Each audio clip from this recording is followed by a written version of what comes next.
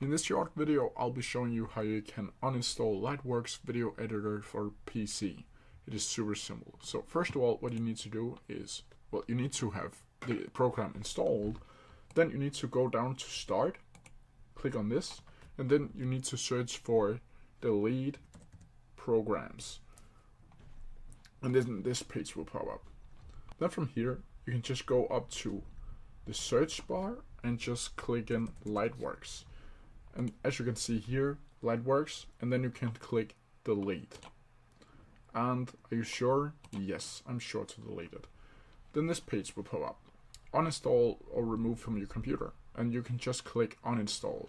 It will select where you have downloaded Lightworks automatically, so you can just need to click uninstall.